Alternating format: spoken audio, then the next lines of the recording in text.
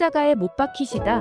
누가복음 23장 26절에서 43절. 우리가 믿는 신앙의 한 복판에는 하나님의 사랑이 있고 그 사람의 정점에는 십자가가 우뚝 서 있다. 그러나 이 십자가는 모든 인간이 짊어져야 할 죄의 값이라는 점에서, 그리고 마지막 형벌이라는 점에서 외면할 수 없는 현실이다. 죄의 값은 사망이기 때문이다. 모든 사람은 예외 없이 죄의 결과인 십자가를 짊어져야 한다. 그런데 하나님께서는 이런 인간과 세상을 위해서 친아들이신 예수 그리스도를 세상에 보내셔서 십자가를 짊어지게 하신 것이다.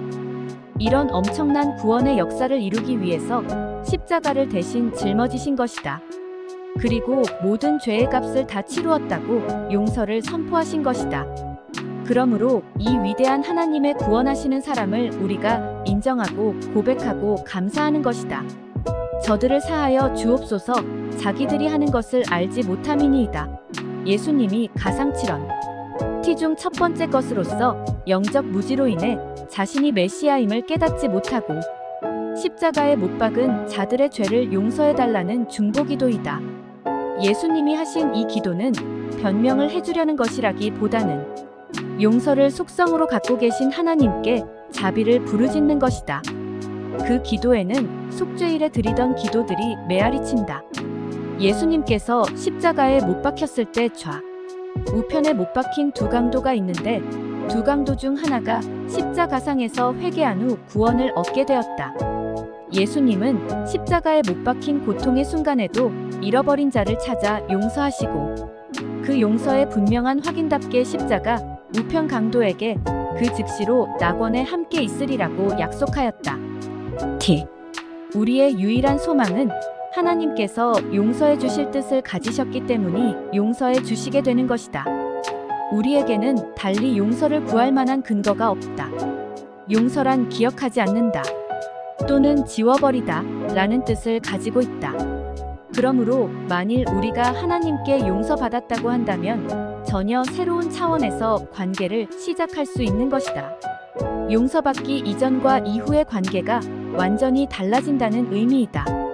십자가는 죄의 형벌로 상징되고 있기 때문에 어떤 의미로도 미화될 수 없다. 그런데 이런 수치요, 부끄러움인 십자가를 인간이 짊어지고 있다는 것을 고민해야 한다. 이러한 인간을 구하기 위해서 십자가를 짊어지시는 예수님, 하나님은 십자가를 짊어지는 사랑으로 우리를 찾아오셨다. 그리고 아낌없이 십자가에서 사랑을 쏟아부어 주셨다. 누구든지 이 하나님의 사랑을 믿기만 하면 이미 주어진 용서가 그에게 상급처럼 평화와 기쁨이 내려질 것이다. 십자가, 주위의 인생. 누가복음 23장 44절에서 49절. 하나님의 아들 예수님을 가장 참혹하게 십자가에 못 박은 인생. 창에 허리를 상하여 예수님의 피를 쏟으시게 한 인생이 있다. 이는 거미처럼 어두운 곳에서만 살고 남을 해치는 가장 불행스러운 인생이다. 예수님은 저들을 위하여 대신 십자가를 지셨건만 관원들은 저가 남을 구원하였으니 만일 하나님의 택하신 자 그리스도이면 자신도 구원할지어다 35절하고 비웃었고, 군병들은 내가 만일 유대인의 왕이어든 내가 너를 구원하라 37절 고 희롱했다. 그러나 예수께서는 끝까지 참으나 아버지여 저희를 사하여 주옵소서 라고 축복의 기도를 하였고 자기의 하는 것을 알지 못함이니이다 라고 한식도 하셨다. 하나님의 아들을 십자가에 매달아 놓은 것은 인류의 역사에 있어 가장 참혹하고 비롯한 광경이다. 따라서 그 은혜를 생각하면 십자가로 가까이 나를 이끄시고 거기 흘린 보혈로 정케 하옵소서 라는 심정이 되지 않을 수가 없는 것이다. 순환을 당하신 예수님, 십자가 위에서 운영을 하였다. 이 얼마나 비통스러운 일인가. 만민이 다 같이 울어야 한다. 그래서 예루살렘의 딸들은 가슴을 치며 슬피 울었고 태양은 빛을 잃었으며 성소의 휘장은 찢어졌다. 또 역사가 제롬도 그때 성전 문설주 돌들도 깨졌다 고 기록하고 있다. 예수님은 가장 참혹한 죽음을 당하였다. 그러나 예수님은 죽으셨다기보다 운명하셨다. 복음서에서는 그가 죽었다고 한 데가 없다. 운영하시다. 영혼이 떠나시다 라고 했을 뿐이다.